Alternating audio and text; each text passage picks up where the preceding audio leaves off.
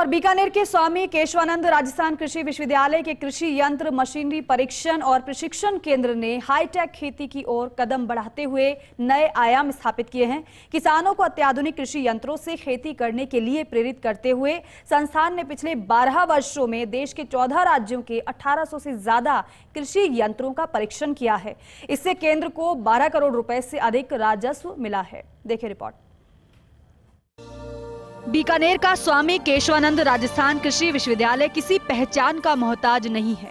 बेहतर काम की बदौलत विश्वविद्यालय ने बड़ा मुकाम हासिल किया है।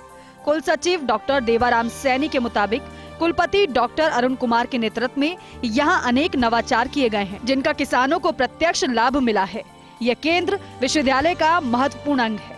विश्वविद्यालय के राजस्व वृद्धि की दृष्टि से भी ये केंद्र अपनी विशेष पहचान रखता है। ऐसे इक्विपमेंट्स प्रोड्यूसर जो किसान के काम आएंगे, किसान जिनका फील्ड में उपयोग लेगा, ऐसे इक्विपमेंट्स की टेस्टिंग यहाँ होती है।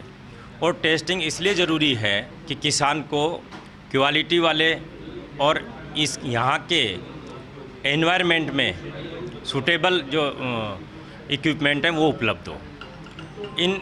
जो कोई भी एग्री इक्विपमेंट्स प्रोड्यूसर है और सरकार से सब्सिडी ले रहा है, उसको उस इक्विपमेंट का टेस्ट यहाँ करवाना आवश्यक है।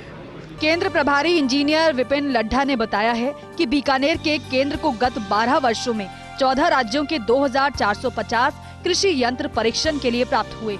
अब तक इनमें से 1800 से ज्यादा का परीक्षण कर लिया गया है। केंद्र में परीक्षण के लिए सबसे ज्यादा यंत्र पंजाब, हरियाणा और गुजरात से प्राप्त होते हैं। वहीं प्रशिक्षण में आने वाले यंत्रों में अधिक संख्या rotavator, thresher, harrow, seed cum fertilizer drill इत्यादि की होती है। यहाँ मशीन आने के बाद 3 तरह से उसके टेस्ट किए जाते हैं। पहले मशीन को प्रयोगशाला में ले जाके उसके इंटीग्रल जो पार्ट्स हैं उनका सबका नाप जोप किया जाएगा और bureau of Indian standard specification के हिसाब से उनको मिलान किया जाएगा। फिर उस मशीन को जोड़ के खेत में ले जाएंगे। जिस काम के लिए खेत में ये मशीन बनी है उसके लिए उसको 20 से 25 घंटे चलाया जाएगा। उसके बाद उस दौरान खेत में सारे जो ऑब्जर्वेशन है वो ले जाएंगे। मशीन को वापस प्रयोगशाला में लाएंगे।